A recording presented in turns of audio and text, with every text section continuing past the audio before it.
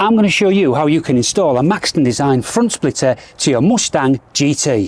So having recently purchased a Maxton Design full body kit for my Mustang GT, I thought I'd check on YouTube, see if there's any installation instructions for these at all, and I didn't find any. So I thought I'd bring you guys instructional videos how to fit these and some of the mods I had to do to get them to fit correctly to the Mustang. So let's look at fitting the Maxton Design front splitter to this Mustang. So to fit the front splitter, what we have to do here, we need to remove the actual front bumper, which is a bit of a pain. But first of all, we'll take the radiator top cover off here. So that's just a matter of popping all these little clips out, and then that should just come off.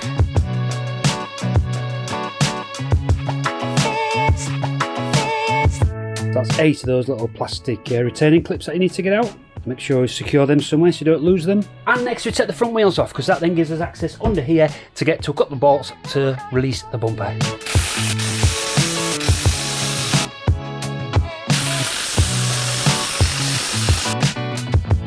So next from the top is to remove these 6 8mm bolts here, and there's these really tiny ones here which I think are about 5.5 or something, but I've got a 7/32 non-metric socket that'll work on them, so let's get those off.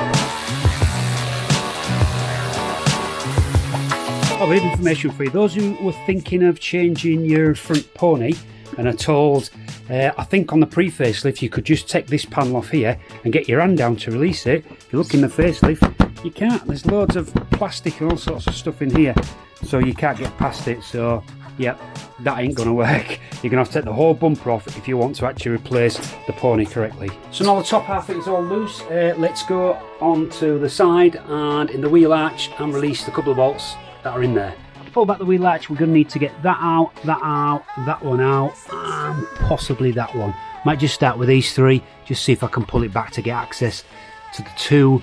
I need to get under this part here where the join to the wing and the front bumper. So just in there is the actual 2 nuts that I need to get to. So let's take these off and see what we've got. I decided so I didn't damage it. There's another one there, there's another one there, and there's one just up at the top of the arch there, and then it's a lot more flexible and comes out a lot easier to get access. Let me get the light right and I'll show you those nuts. There we go, so these are the 2 nuts that we need to get, and we need to get this little connecting bracket out, and then that will release the bumper connection to the wing. The sides are exactly the same, so I'll just do that off camera, and then we'll go underneath to release any bolts that are holding it on at the bottom, and there's a few. So checking underneath, what I've found is there is 15 of these 7mm bolts under here. There is loads of them.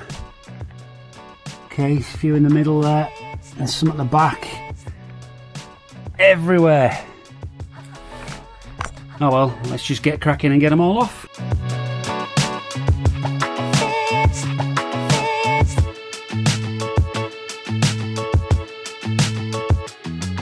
So I was wrong. There isn't 15, there's 19, and there's also 2 of these plastic things as well. So yeah, but as you see, this has now come off. So now we should be able to remove the front bumper and get it on the stand so we can do some work on it. Slight change of plan. I've had to put this piece back on the under tray because when you put the Maxton splitter on, it actually covers over these bolts at this side and the other side, and when you drill the holes to mount it, it's going to have to go through this lip and also the under tray. It's going to have to go through both, so therefore this needs to be on to actually put the splitter on. Front splitter initially fitted with the clamps, one there and one on that side, just to hold it in place, and I've checked and it looks pretty good. So what I've got to do now, I've got to get a 6mm drill and go through all of these holes here. What I think I'll do is I'll get a drill there and put a bolt in, and I'll get a drill there and put a bolt in. That should hold it in place for me to then do all the others without slipping off the clamps. There we go, so I've got the first bolt in both sides there and there, so I can remove the clamps now. So it should now be just a matter of going through and doing all the rest of the holes. So I've been having a good think about this, and if I put the bolts through here, which goes through this thing, as well as the original splitter at the bottom, you'll never be able to get this thing off on its own if you need to just get access underneath. So I think I'm going to change it slightly. So what I've done, I've drilled through all the holes here and made a hole in this. I'm going to take this off and I'm going to cut out where that hole is so that the nuts for these can just go through, and this can still be fitted with the new splitter in place. And what I'm going to do here is, instead of putting these nuts to go right through the splitter and the under tray, this under tray was held on by 2 screws which had some big holes. So I'm going to mark the holes on the back of this splitter, and I'm going to cut out the 2 big holes here and use the original screws to hold that on, as well as this splitter. That didn't make a lot of sense. I'll show you the under tray when I've modified it, and I'll show you the splitter when I modified that as well. So let me show you what I've done here. So I've cut that out there, you see, and there and there. So I've cut those out so that the nut will be, that'll go around the nut, it won't get in the way. To do a big cut out on that, 'cause it needs to go straight down. And then what I've done on the actual original panel, I've cut through there and there with a hole to capture the one behind it in the original splitter, which means I can use these on the actual underpan still and put the bolt straight through my new splitter, the original, and into this one, and that should all hold it nicely. So there it is fitted, and I've fitted the under tray on while the bumper's off. I don't know if that's the right thing to do, but I'm hoping I can still get a bumper back on with that fitted. I've had to use 2 different type of screws here to actually connect into the under tray, because the ones that were there weren't long enough, so I've changed those. The splitter has now been bolted on all the way along, and of course it's now being captured by these as well, which are capturing this as well, and then all the other screws are being put in to the under tray. So now let's see if I can get this back on with the under tray fitted.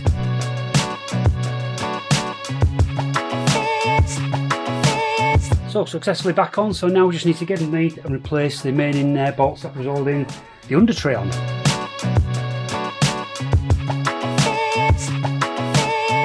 And then replace all the bolts along the front edge of the bumper. And then replace the radiator top cover.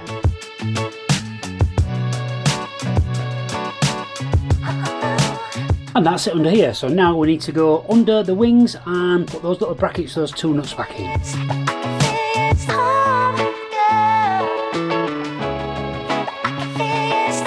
So that's it, bumper fully fitted back to the car. So let's get the wheels back on, get it off these axle stands.